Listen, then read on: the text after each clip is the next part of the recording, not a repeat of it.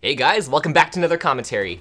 And in case you're like the usual me for everything else and you're living under a rock and you're not really keeping up with anything, for this I actually am because I have a lot of money invested in this franchise, so I like to keep up with Call of Duty when I can, even when I have work and school and whatnot. But the beta launches tomorrow on PlayStation 4, at least I think it does. We actually got the alpha a day early, so you bet I'm going to be checking my PlayStation 4 pretty much every single hour to make sure that it's actually launching on, the 12th and not the 11th, because I don't want to get left behind in the dust, because that will most certainly bite me in the ass. I know it's semi-entertaining, I guess for me as well, to watch me get my ass kicked in a video game, because I assume when they say the 12th, it's going to be on the 12th, but then when it actually launches a day early and it's already like 11 p.m. and it's like, oh, okay, it actually launched early. Well, I guess I better play, and then everyone's already played dozens of games and I get my ass handed to me. It's kind of entertaining to watch me get destroyed, but I like to avoid it for my for my self-confidence. I like to not get my ass kicked, but I can understand it's a little bit entertaining to watch me get destroyed, but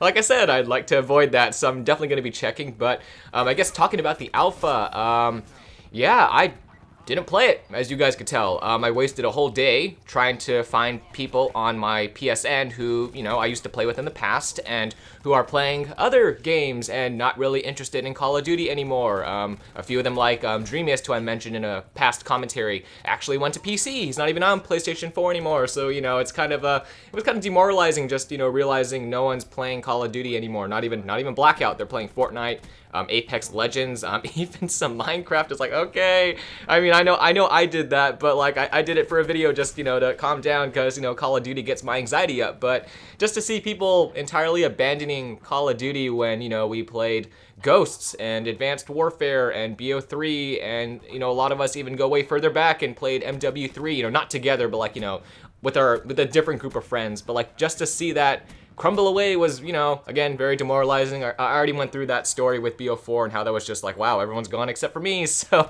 oh man, but I guess moving on. I finally did pre-order it. I was waiting so long because, as anyone that's played BO4 knows, if you're I will give this a huge caveat in that I'm really just a multiplayer guy. You guys can tell I don't play really a lot of zombies. I definitely don't play Blackout. So really the Black Ops Pass didn't feel worth it, because they're trying to stretch it across 3 different modes, 3 different individual modes. Like, it's really tough to give the same amount of updates to each one, which is consistent to, I guess, something like, World War II, where, like, it just had zombies and multiplayer, so they tried to, balance it out. But even then, like, I think people in the zombies community were complaining that, we're not getting enough updates here, it's all going to multiplayer. So, if you're having a tough time with 2 modes, imagine 3 modes. So, for me, who's essentially strictly a multiplayer guy, it just didn't feel worth it. Like, I think the last time it actually felt worth it was Infinite Warfare, when I bought, the $100 version for that, because I play multiplayer. So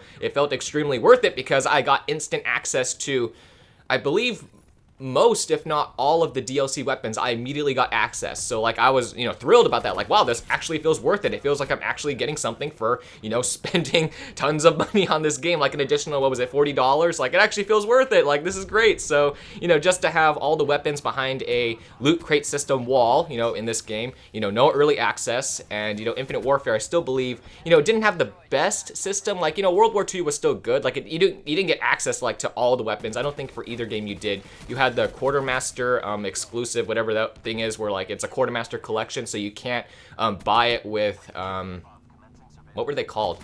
I think salvage, I believe. And then in World War II, you of course couldn't buy all the weapons. Like, for example, the new set of weapons that were added like in June, I think, like, you had to get them out of supply drops. You had to wait a month. Like, you could still get them, but you still had to wait a month to actually do a challenge in the the contract system to unlock it. So, both of them aren't extremely user-friendly, but way more user-friendly than, the Black Ops series. Like, you had to unlock everything through the loot crate system, which, I just do not like. So, again, speaking as a multiplayer player, pretty much exclusively, the Black Ops Pass really did not feel worth it. So I was really hesitant to actually do it again and fork over another additional $40 to, get another season pass and some extra perks and, blah, blah, blah, all that extra stuff. And those 3,000 COD points, because I totally used the COD points I got in the last $100 version I bought for BO4. But anyways, I finally went ahead.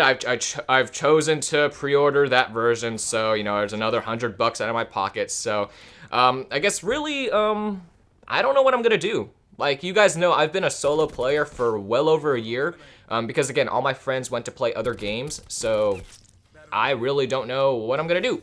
I mean, it's really focused on teamwork because, I mean, it's all about callouts now, or it's all about sound whoring because you don't get a default minimap. Like, I definitely caught on to that. I just didn't, you know, the alpha. Like, I think the alpha would have helped, like, to get a feel of how the mechanics feel, but aside from that, like, it's not going to be the same. Like, it's not going to have the same feel as those giant Battlefield, like, they looked like Battlefield maps from all the gameplay I saw in the, whatever the YouTubers went to play at Activision's headquarters or whatnot. Like, those are big fucking maps, and it really does feel like Battlefield, and to have no minimap is going to be a hell of a challenge. So, I mean, it's going to be about sound whoring, you know, for when I'm peeking around corners and trying not to get shot in the open, and if I actually do get some people to play from my old PSN squad or, you know, my YouTube friends, it's going to be about callouts because that's all you really have because we all want to get streaks, and knowing that you can only get one set of streaks per life, like, you know, Black Ops 1 or Modern Warfare, you know, COD 4, Modern Warfare 2, World at War, like, you can only get it once. That's hugely limiting. Like, you can't get multiple UAVs one life, so what's the point of running, you know, lower tier streaks when, you know, you after, you know, a 5 kill streak, like, well, I already earned them, I can't really get anything else, so I may as well just kill myself. So, like, it doesn't really make any sense for a YouTuber or a pub stomper to, you know, put on low tier streaks when you can only get them once a life. You know, like in BO1, I didn't really run the spy plane except when I was a really low level. I always ran the Blackbird, the chopper gunner, and the what was it? The gunship, or, you know, dogs sometimes, but I really like using the gunship. So, like, I would only ever run those top streaks because why wouldn't I? Like, if you can only get it once, like, you know, just go big or go home. So, I have a feeling like it's going to be a very similar scenario. So, I mean, for now, definitely for the first game, because I always play it solo, I'm going to play the first game by myself. So, that's going to be a huge, you know, I guess I'm going to get, like, oh, what's it called? Like, foot in the door, or it's like instead of a foot in the door, like they just push you through the door. Like, I'm just gonna be running straight through, like, all right, let's see what this is all about, and we'll see whether or not I get destroyed or not. So anyways, yeah guys, so I believe, actually I probably shouldn't say anything, but I believe on the 14th it becomes available to everybody. Don't quote me on that. Again, like, I tried to keep up, but, you know, I have a lot of other stuff on my plate, so I've, like, skimmed through articles, but I believe that after 2 days, it becomes available to everyone else on PS4. I'm not sure about all the other consoles, but that's very good to hear because I had such an issue getting beta codes, so it's nice to know that, you know, the exclusivity isn't as strong, at least. I remember seeing dates for future weeks of the beta, so I'm not sure, like, if it also becomes available to everyone for those weeks, but I'm putting pictures on the screen so you guys can see what I was able to read, or what I did read. But anyways, yeah guys, hopefully you enjoyed the gameplay in the backgrounds.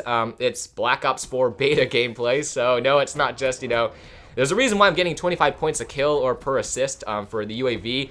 Back in the good old days when, yeah, you got so many fucking points. My God, it was amazing. But now they nerfed it down to 10, so, you know, it is what it is now. But anyways, yeah, guys, thank you so much for watching the video. Hopefully you guys are looking forward to the Modern Warfare beta as much as I am. And like always, guys, have an awesome day. I will see you all in the next one.